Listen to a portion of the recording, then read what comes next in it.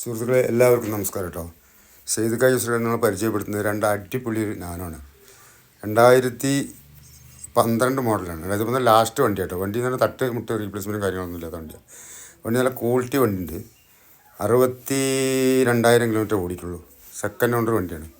Tyre കാര്യങ്ങളൊക്കെ ഒരു 65-70% ടയറുണ്ട്. AC വർക്കാണ്. 2 പവർ വിൻഡോ ഉണ്ട്.